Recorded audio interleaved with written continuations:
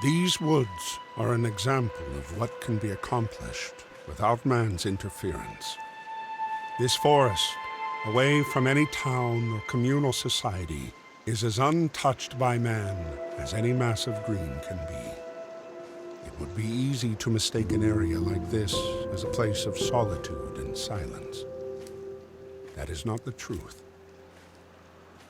Here, there is no substantial evidence of civilization, but that does not mean it is without life.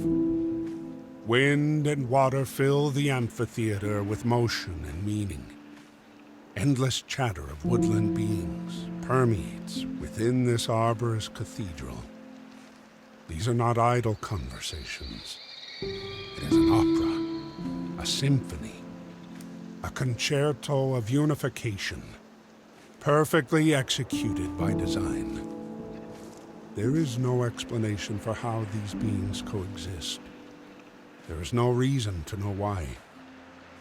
Within these trees, among these streams, life is, and that is good enough.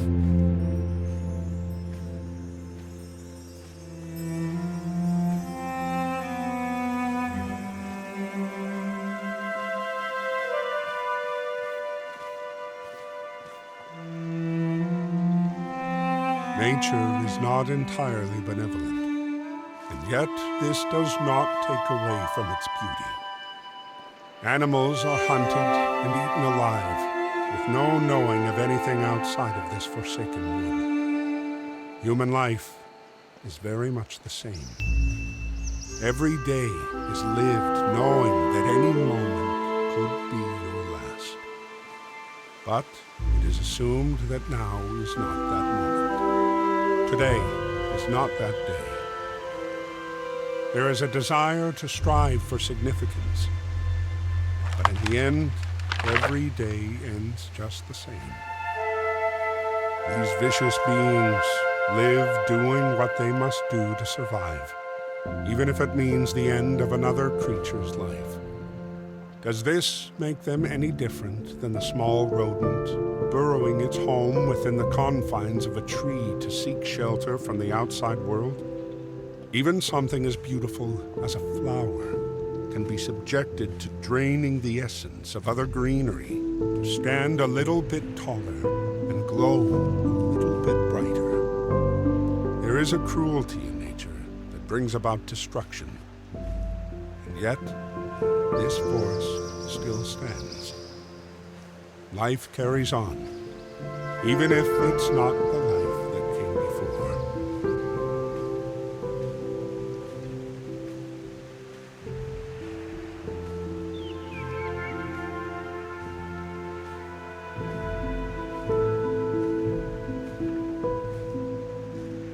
At the heart of the forest lies a massive, ever-reaching oak, as large as a hill upon a mountain, standing alone and apart from the rest of the forest, encircled by still water. The trunk of the behemoth is impossibly thick, able to withstand the elements for the centuries it has stood here. The stoic branches do not sway like the other trees within the wind. Night is everlasting beneath the countless branches. No light permeates the endless leaves. There is one thing that this beast of a structure exacts more than any other being on this planet. It endures. It endures the frost of the winter, the storms of the spring, the scorch of the summer, and the collapse of autumn. It endures the loneliness from being different and unyielding. The tree grows taller and stronger with each year, but never closer to the others that surround it. The other trees live, and they will surely die. But this monolith remains to stand the test of time. Streams cut into the wooded area like capillaries, carrying the essence of life from the top of the hills to all the organs of the forest. The streams swiftly scour the mountainside to to ensure the continuation of this Eden, ceaselessly palpitating the blood of the earth. Unlike a standard circulatory system, the cycle of this network of vitality does not return to its source. It only travels downward into the endless expanse of the sea, to nevertheless return as droplets in the rain.